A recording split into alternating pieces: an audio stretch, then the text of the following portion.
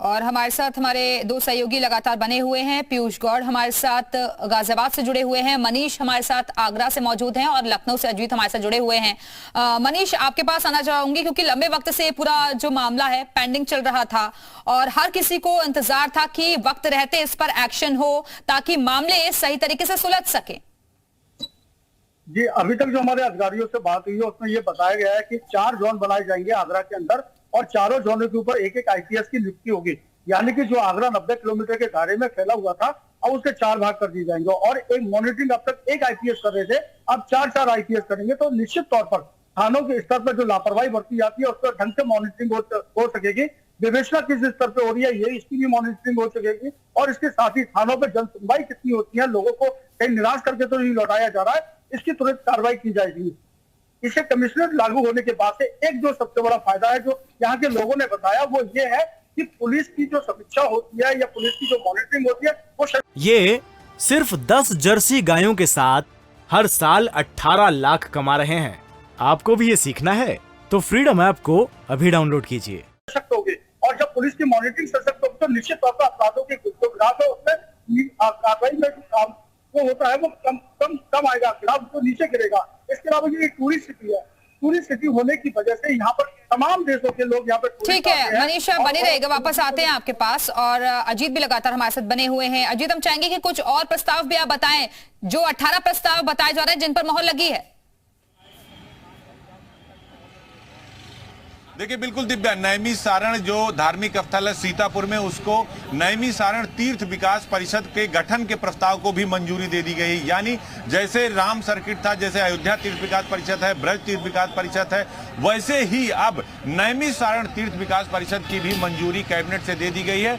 आने वाले विधानसभा सत्र में जो 5 से 8 दिसंबर तक चलेगा लखनऊ में, वहां इस प्रस्ताव को बाकायदा विधानसभा में पेश किया जाएगा और एक विधेयक के तौर पर भी पारित करा दिया जाएगा। तो ये बड़ा प्रस्ताव है कि नैमिषारण विकास परिषद का भी गठन उत्तर प्रदेश सरकार की तरफ से कर दिया गया और बाकायदा कैबिनेट में उसकी मंजूरी दे दी गई। इसके अलावा लगभग 16 से 18 प्रस्ताव हैं। 16 प्रस्तावों की बात अभी सामने आई है कि 1.5 दर्जन के आसपास प्रस्ताव हैं। थोड़ी देर में 11:30 बजे सरकार के जो ऊर्जा मंत्री हैं, नगर विकास मंत्री हैं AK शर्मा और परिवहन मंत्री दयाशंकर सिंह, ये लोक भवन में प्रेस कॉन्फ्रेंस करेंगे। कैबिनेट के जो निर्णय हुए हैं, चूंकि सबसे बड़ा निर्णय हुआ है, महत्वपूर्ण निर्णय हुआ है, उत्तर प्रदेश में कमिश्नरेट प्रणाली का विस्तार किया गया है।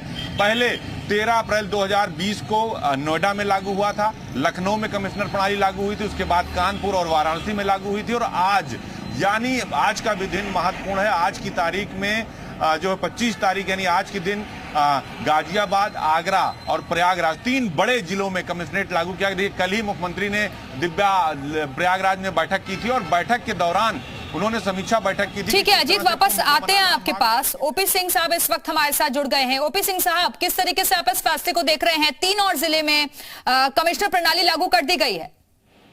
ये बहुत खुशी की बात है। मुझे याद है जनवरी 2020 में जब 2 पुलिस कमिश्नरेट बनाए गए थे, जब मैं डीजीपी था, वहां हमने ये पहल की थी और मैंने इस बात के लिए हमेशा लोगों को ये प्रेरित किया और लोगों के बीच में ये बात कही कि पुलिस कमिश्नरेट सिस्टम से क्राइम को किस प्रकार हम बहुत अच्छे ढंग से, रोबस्ट ढंग से डील कर सकते हैं और कंट्रोल कर सकते हैं।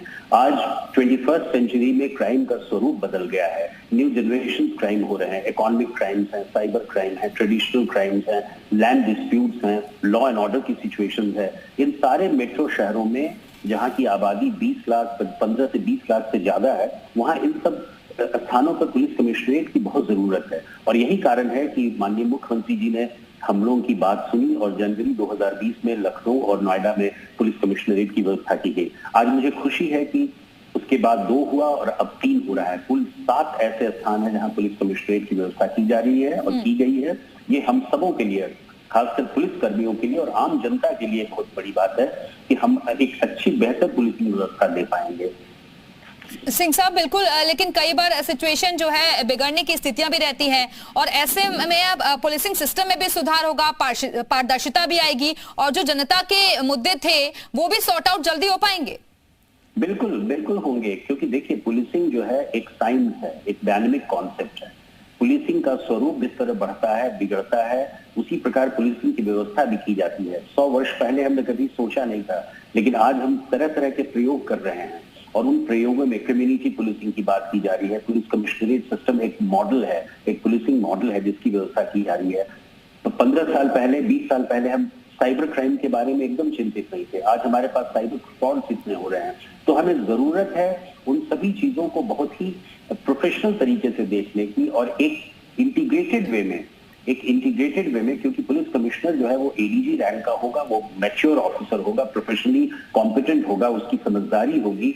पहले हमारे समय में एसएसपी जो होता था, चाहे वो लखनऊ का हो, नोएडा का हो, एक रिलेटिवली जूनियर ऑफिसर होता था। ठीक है, बहुत बहुत शुक्रिया आपका सिंह साहब हमारे से जुड़ने के लिए। और पूर्व डीजीपी इस वक्त विक्रम सिंह साहब भी हमारे से जुड़ गए हैं। विक्रम सिंह साहब, आप किस तरीके से इस फैसले को देख रहे हैं, क्योंकि पुलिस कमिश्नर की शक्ति अब और भी ज्यादा मजबूत होने जा रही है 3 जिलों में? अत्यंत ऐतिहासिक और साहसिक कदम, जिसके लिए श्रद्धेय योगी जी का नमन और आभार। ये कार्य 1977 से चल रहा था, जब धर्मवीरा कमीशन ने कहा था इसको लागू किया गया, नहीं लागू किया गया क्योंकि बड़ी सशक्त लॉबी नहीं चाहती थी कि पुलिस आयुक्त प्रणाली लागू हो।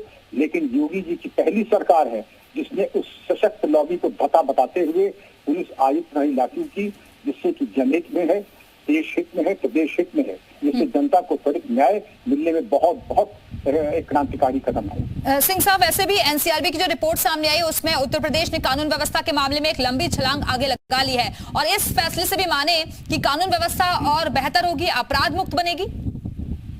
निसंदेह, आज जब देश के 7 प्रदेश कह रहे हैं कि हमें योगी मॉडल चाहिए, और अगर आपको अवसर दिया जाए, जन जन में ये भावना है कि योगी मॉडल, बुलडोजर मॉडल चाहिए, आप समझ लीजिए कुछ अच्छा और क्रांतिकारी हुआ है, तभी तो इस बात की भी सर्वत्र प्रशंसा हो रही है।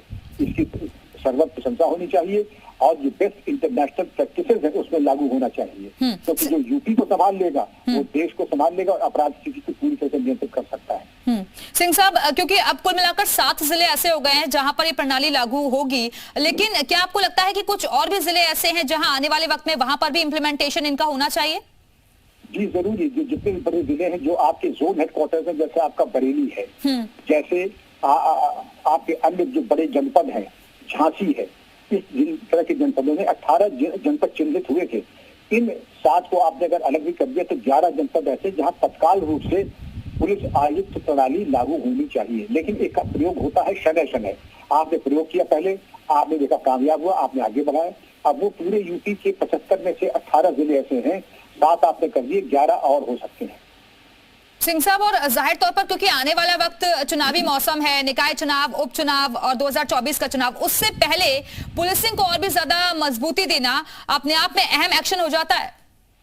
क्यों नहीं होता है? क्योंकि इसमें देखें कि पुलिस आयुक्त प्रणाली में सारा निर्णय करने का अधिकार पुलिस अधिकारी के पास होता है। आपने बहुत अच्छा बिंदु उठाया है कि निर्वाचन में त्वरित निर्णय नहीं होगा तो निर्वाचन शांतिपूर्ण शायद नहीं हो पाए। और मैं चूंकि पुराने सिस्टम का हूँ, मैंने 1000 बार कहा था, प्रस्तुत की थी, लेकिन सशक्त लॉबी ने होने नहीं दिया। लेकिन अगर पुलिस को यह अधिकार मिल गया कि जनहित में प्रशासनिक निर्णय स्वयं ले तो किससे अच्छा जनहित में था, लेकिन वो सशक्त लॉबी चाहती नहीं थी कि ये अधिकार पुलिस के पास जाए। जी, श्रद्धेय योगी जी का आभार और प्रणाम। चलिए, बहुत बहुत शुक्रिया आपका सिंह साहब हमारे साथ जुड़ने के लिए। ये सिर्फ 10 जर्सी गायों के साथ हर साल 18 लाख कमा रहे हैं। आपको भी ये सीखना है तो फ्रीडम ऐप को अभी डाउनलोड कीजिए।